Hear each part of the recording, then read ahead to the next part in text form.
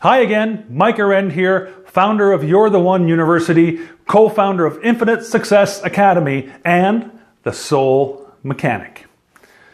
Thank you so much for all the wonderful comments about my videos so far, and thank you for the questions as well. I've received quite a few questions on how I started using this name, Soul Mechanic, especially the mechanic portion. So I thought, well, maybe I'll answer that with a quick video now and kind of get that out of the way so we can go on to, at least for me anyway, some more exciting topics. I'm so excited. I got so much planned and so many things to do with you guys. I just can't wait to get started. But anyway, we'll get back to the question, and how did I get mechanic's name? Well, I was born in Kingston, Ontario, Canada, and I attended high school and college, and I took a mechanical engineering course, which was in the early 80s. Anybody remember those days? I don't know if you do, but the job scene wasn't very good, to say the least. So after that course, I didn't really know what to do. So I ended up working 3 part-time jobs, one as a security guard, as a cab driver, and also as a bouncer in a local establishment.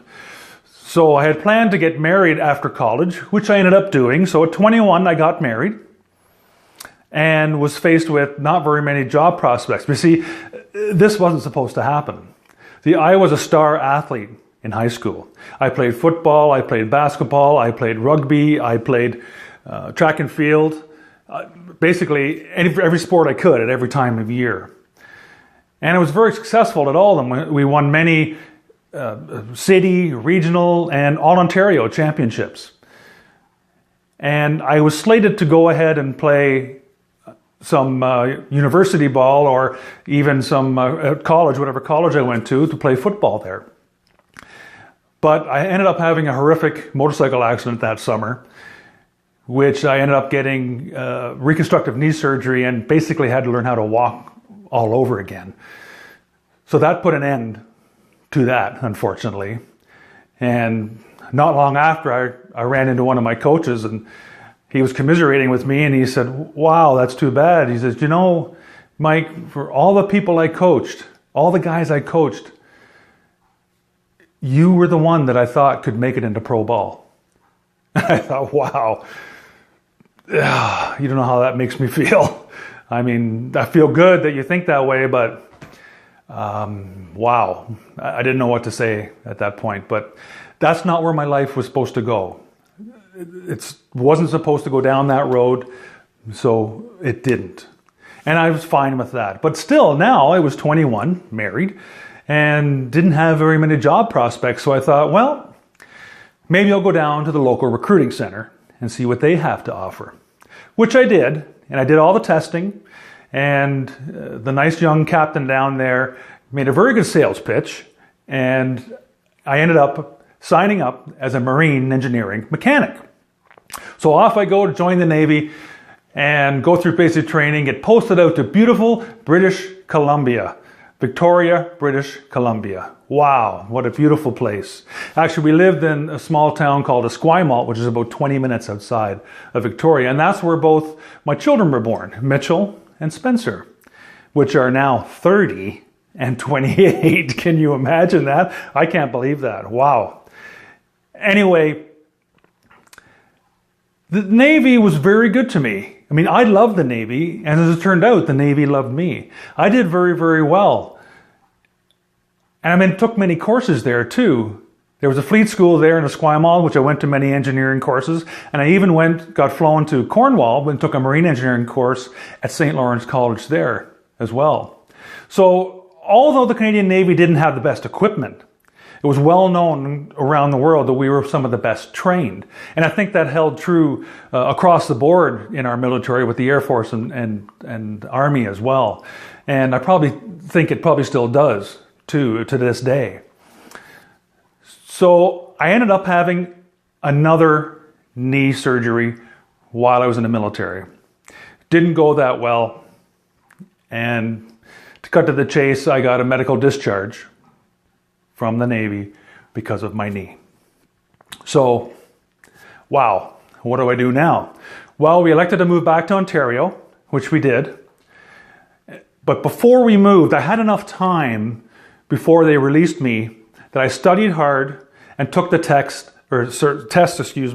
for my civilian equivalency for my engineering in the Navy. So I ended up getting my power engineering certification before I got out, which was great because once we moved back to Ontario, I was able to find a job at a local factory working in that regard. Now, I worked in different places as time went on, and the one place I worked at, I not only did the power engineering thing, I also ended up doing all the mechanical, the electrical, all the machining, all the welding. We basically had to be a jack of all trades and do everything, which led to writing my millwright certification.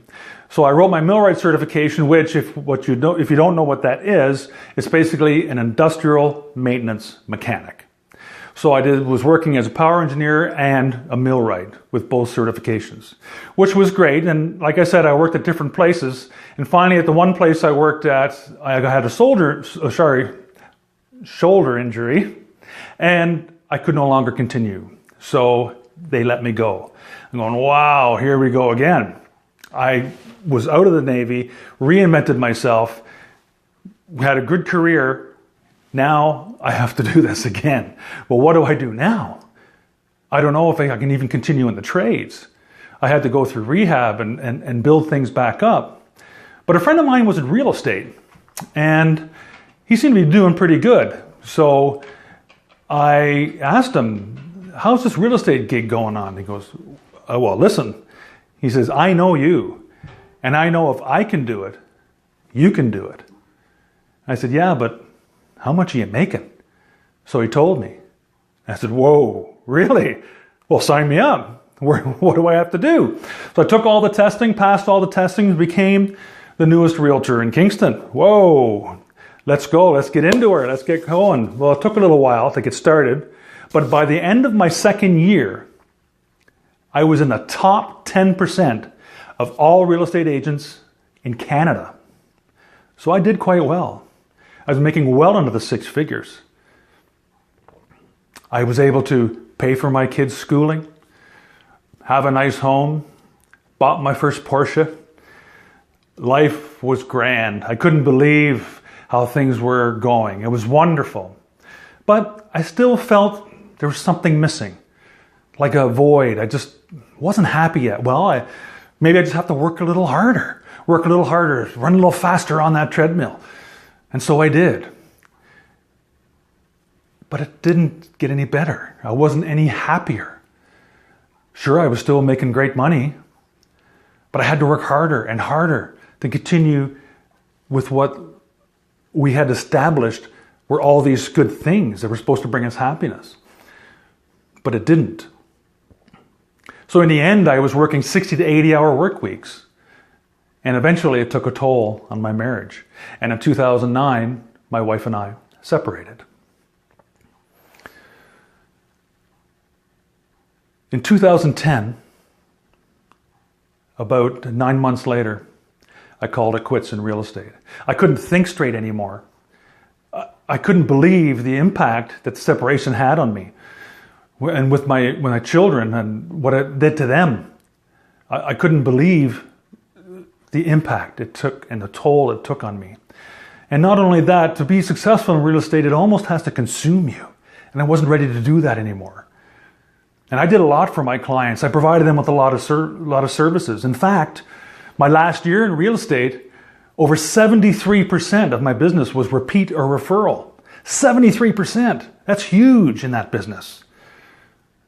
But it wasn't enough. As soon as you stop and slow down, they go elsewhere. There's not that much loyalty. They'll just find somebody else who's appealing or somebody else that will undercut you in commission. So it can be a very cutthroat business. So I decided that if I can't be in business the way I want to be in business, I'm shutting her down. I won't be in business. But what do I do now? Again, I was faced with no job, reinventing myself again, and I just done a major overhaul 5 years ago.